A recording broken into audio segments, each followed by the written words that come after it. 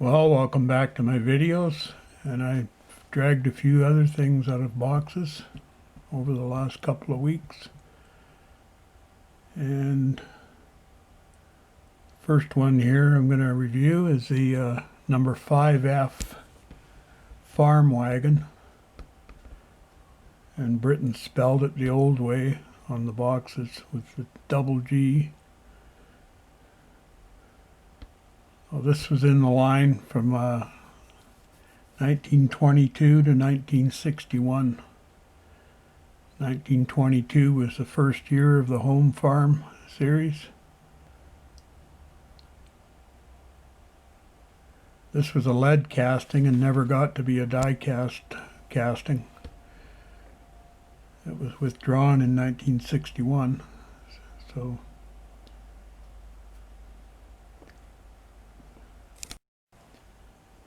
quite a heavy model, and the biggest horse-drawn cart or wagon that they made in the series.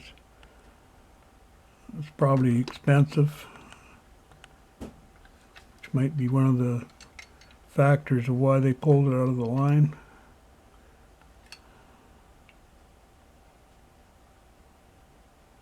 You can tell the lead casting just by there goes the backboard, just by the roughness of the casting sometimes.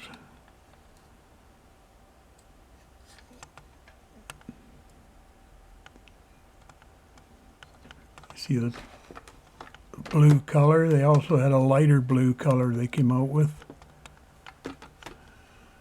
And the top rail here was always red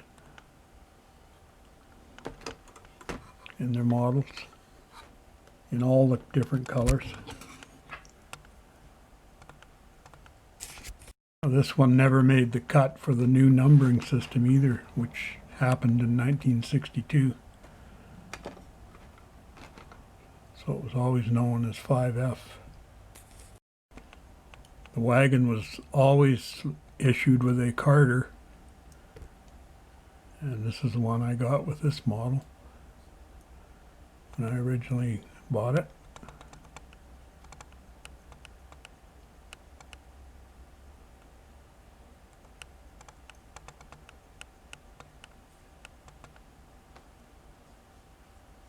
Got a double horse team. You see the shafts are red and the tips are blue. And most times with the blue one, the shafts were blue and the tips were red. So this is a little different.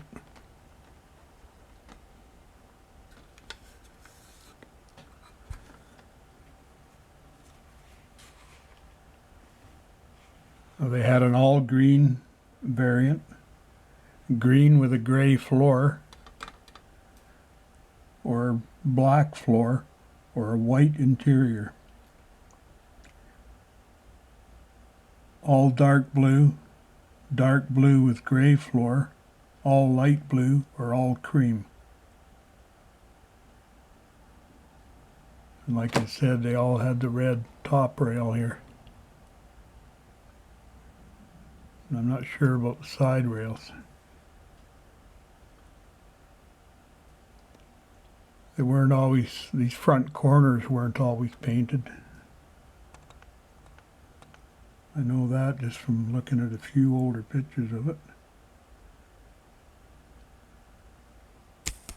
But it's quite an impressive model. And like I say, quite heavy. But really well done, I think. Now, the double horse team were usually two horses with different strides, like this one. A long time ago I did a bit of repainting on the horses. They were so chipped up. They just didn't look good on display in my case.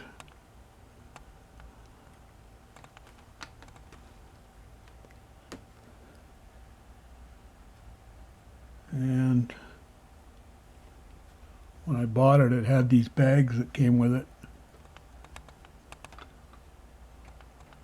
I don't know when they were made or by who, but they make a nice load for it. It kind of looks like the Era.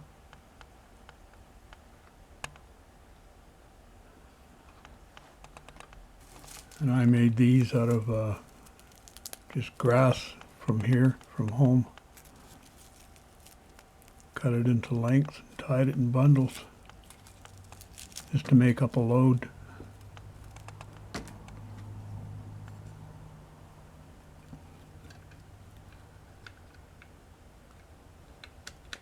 There.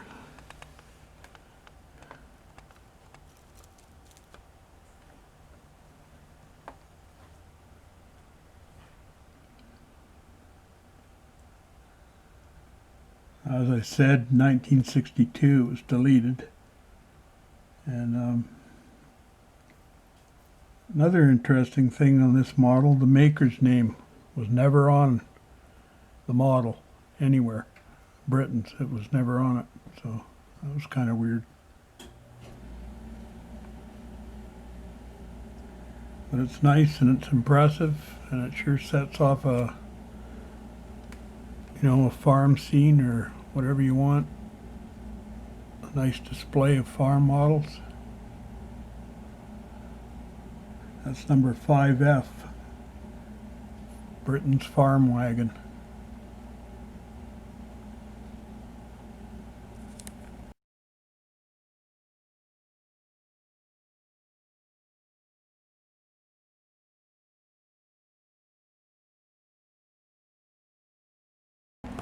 Now the next model I'd like to show you is the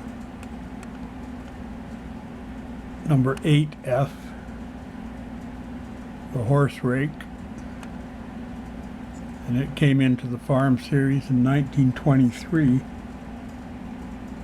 until 1941, and then was continued in 1946 to 1961.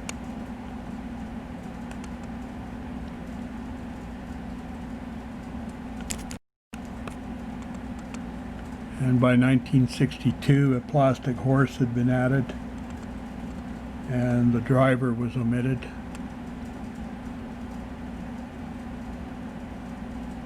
And it was finally deleted in 1966. So it had quite a long life. Now this is the earlier lead casting. And one way you can tell if you have one of these is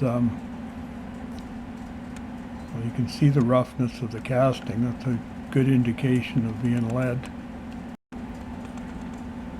In the die cast version, these 7 holes in the seat disappeared, and they actually molded little blocks on this piece of frame here for the driver's feet to rest on.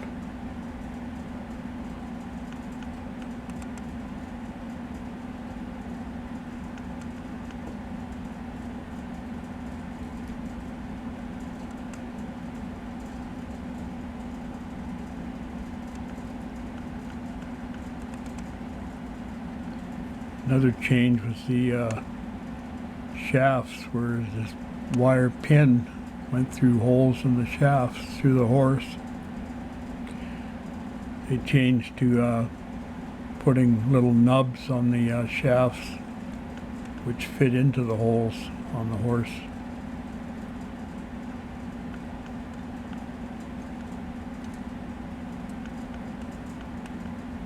And on the right hand side of the driver, it had a lever which you could raise and lower the tines.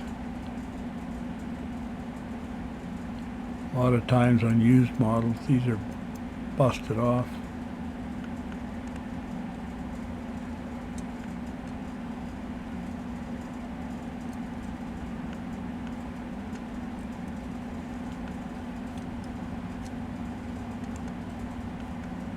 I always take his movable arm when it's on display, and I try and position it so it will kind of hold the lever in place.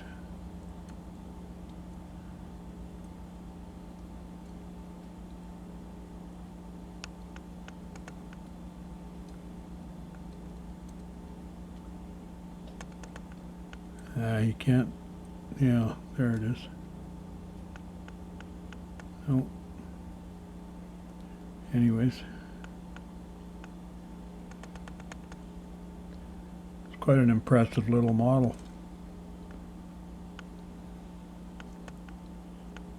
Again, I touched up the horse a few years ago, just to make it a little more presentable.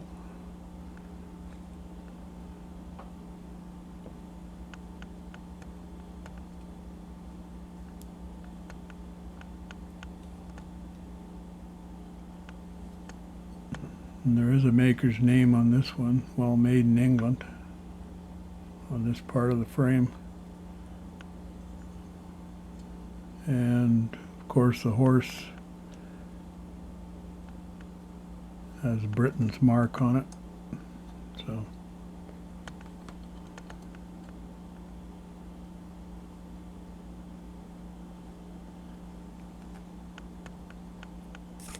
these tines, they started out as bare metal, and then for a short period they were painted the same color as the frame, and then they reverted back to just bare metal tines. Color schemes changed too. They had like the lighter blue, like this one. They had a dark blue, a green. There was a light brown, or there was a real rare one, and it's a cream color. And the hollow cast horse changed to plastic in 1960, and there was no driver in 1962, and it was renumbered 9506 until it was deleted in 1966.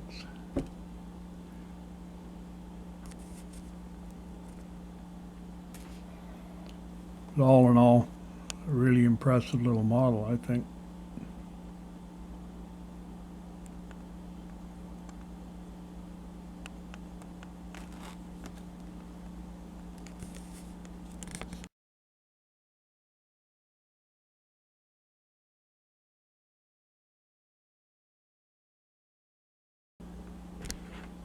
The next model I'd like to show you is number 9676 long wheelbase Land Rover from 1968.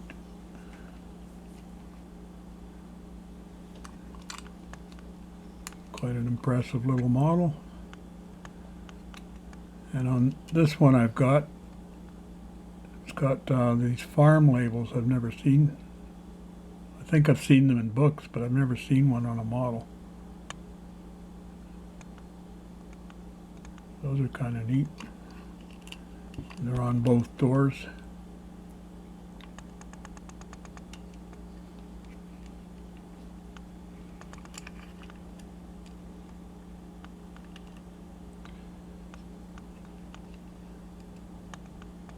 These models were quite impressive. They had the glazed headlights, signal lights, rear signals, I guess backup lights.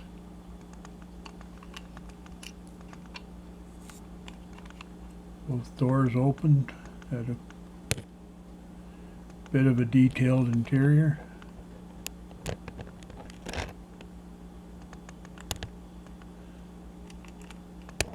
Left-hand steering or right-hand steering, and also accommodation over there for left-hand steering. I've never seen a Land Rover model with that. They've always been the English style or British style. Some nice suspension.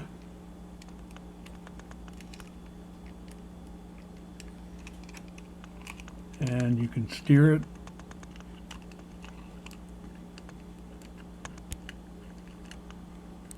with the rear wheel.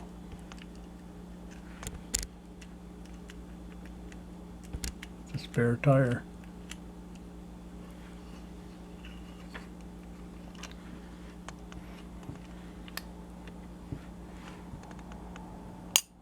Whoops. There's the engine detail.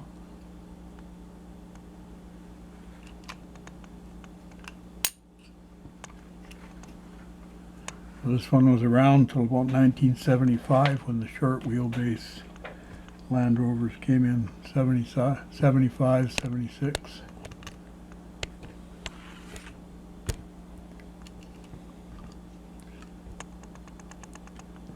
See this little deal here on the windshield frame. In the military version of this, the Bren gun snapped in there.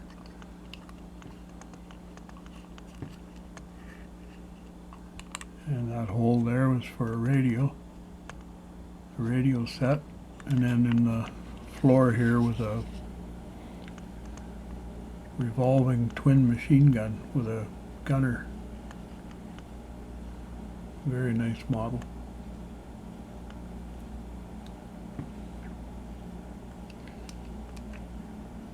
One of my viewers asked about a toy, if I knew about a toy that had steering from the spare. And well, I think this is the one you're thinking of, Jan.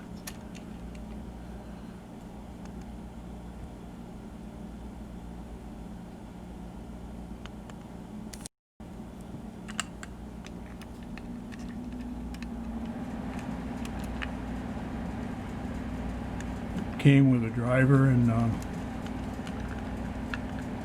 he can fit his hands on the wheel.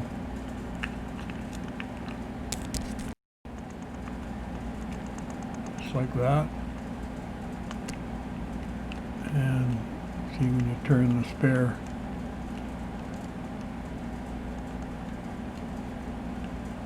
Moves him too.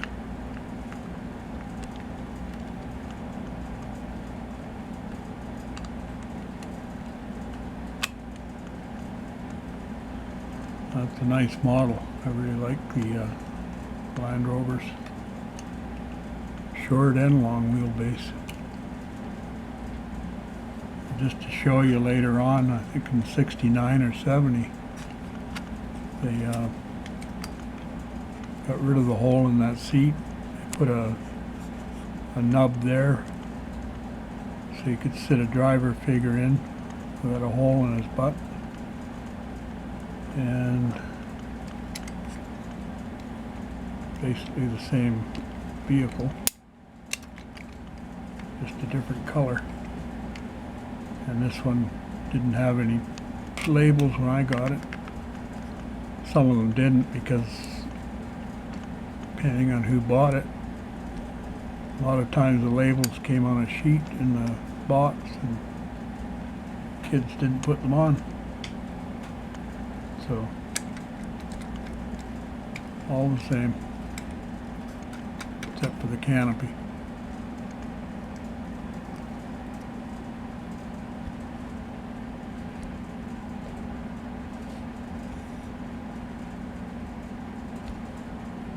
That's number 9676, long wheelbase Land Rover.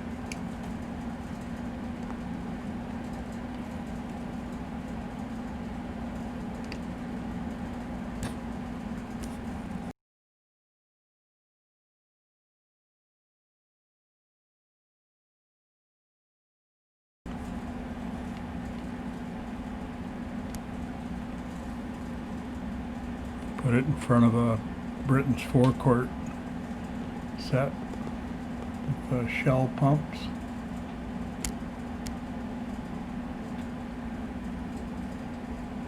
The only thing with this one is it's got an Esso oil rack. And that's how I bought it. I never did get Esso pumps. I think I might have one. Yeah, I've got one Esso pump. So if I ever get two others, I'll put them on the forecourt to match the oil rack. Till then, they're going to be shell pumps.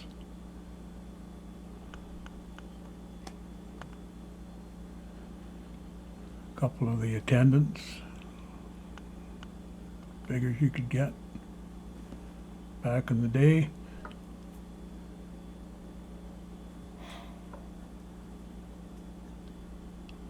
So I hope you enjoyed that little review, and I'll go on to the next one.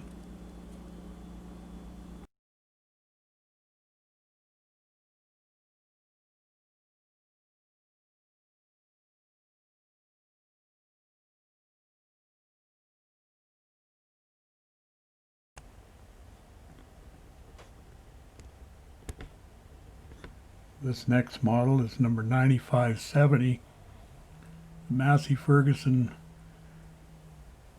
760 combine harvester. This one was voted Toy of the Year by the British toy manufacturers in 1978.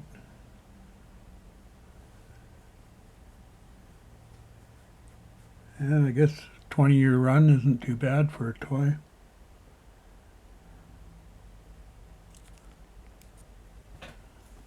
Fair size model. Came with a driver figure in the cab.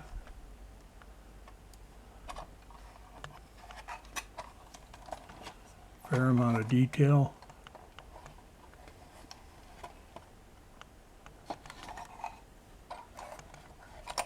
A lot of plastic.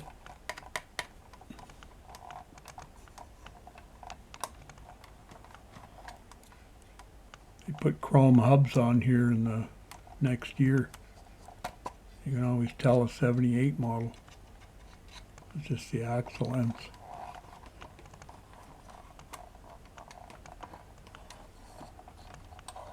This filter here turns those wheels.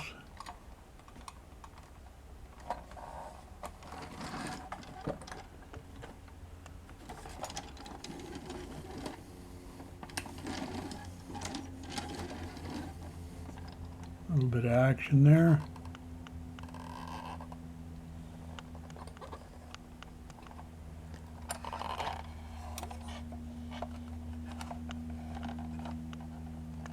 Britain's Limited, 1978, Massey Ferguson combine harvester, made in England.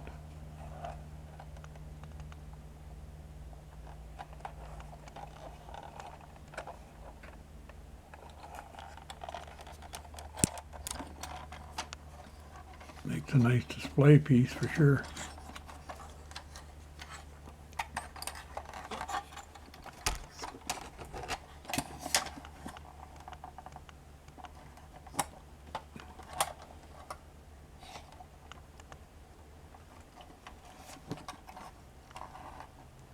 Very fragile though. I remember years ago I had a Corn King in the series also, and I'm not sure if I let my kids play with it or what. Got busted up pretty good. A few of the, like this piece here, snapped off, and I think the railings. Anyways.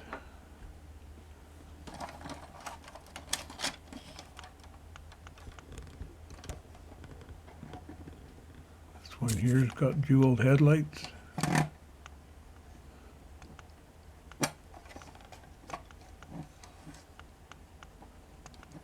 And it didn't have glazing on the windows. I put the windshield in myself and the rear window,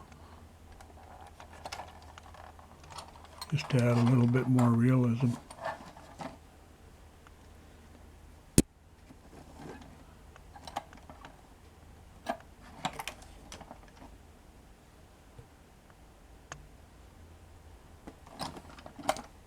Get a bit of size comparison here.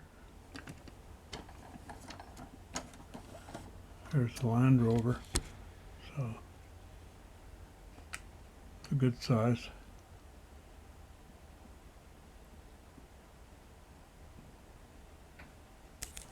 Now I didn't have a 78 catalog or a 79, so had to resort to using this 1980. There it is amongst some other models in the line.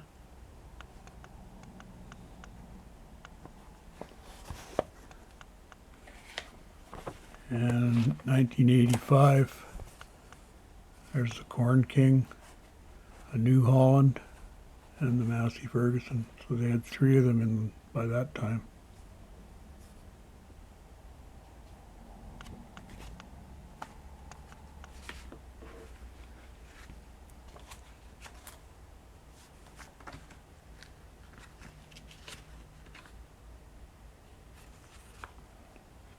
(1986) is another little better picture of them together. And I got a 1988.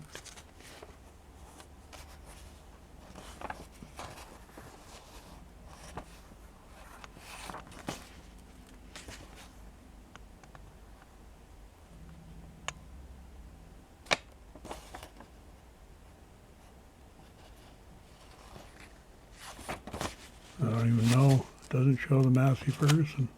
Oh, there it is. But it shows these the New Holland and a Case forage harvester. And they're motorized forward and backwards.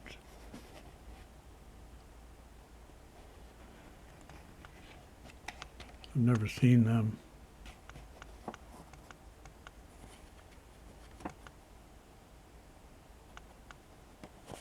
They look kind of neat.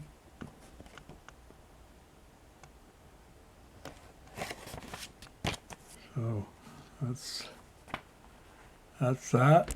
That's the Massey Ferguson combine harvester, number 9570 in the series. Pretty impressive model. Well, I hope you enjoyed looking at these farm models, and old and newer. But thank you for watching, and we'll see you next time. And all of you have a Merry Christmas and a Happy New Year.